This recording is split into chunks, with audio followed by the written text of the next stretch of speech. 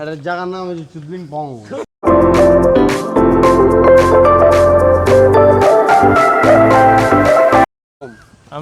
আমার খুবই খুশির ঠেলা লাগতেছে, খুশির ঠেলা। আমি এখন লাইনে দাঁড়াইতেছি।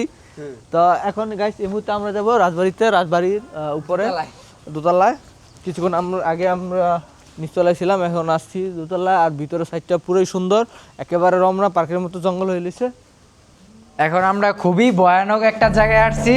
তোমরা দেখো এখানে যারা নিয়ে কিছু ভূতরা বা ভূত দেখার খুবই ইচ্ছে, তারা এখানে আসতে পারো। এটা অনেক আগের একটা ঘর, এখানে নাকি ভূত টুত আছে, পেতনি টেতনিও আছে। তো চলো দেখি পেতনি পেতনি কিছু দেখা যায় কিনা।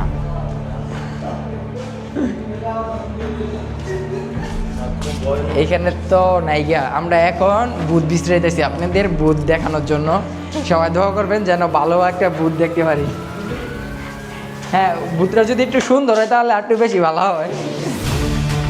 চলো আমরা ভূতের থাকার একটা রুম দেয় যে এই যে এখানে আগের ভূতেরা এখানে একটু রোমাঞ্চ করতো। রোমাঞ্চের জায়গাটা ভূতদের জন্য অনেক সুন্দর, ভালো। এইখানে আসলে এইখান দিয়েও দেওয়া যায় অনেকগুলা দরজা। আর সবচেয়ে বড় শয়তানগুলো আছে, এটি হচ্ছে সবচেয়ে বড়। এটি ভূতের সাথে প্রেম করতে বলে যায়।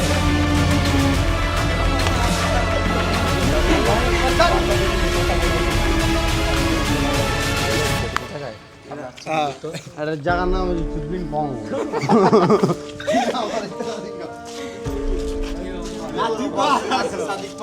সবচেয়ে বড় সুন্দর একটা দৃশ্য তো হচ্ছে এই যে এটা, ওয়াও, সেরকম একটা দৃশ্য।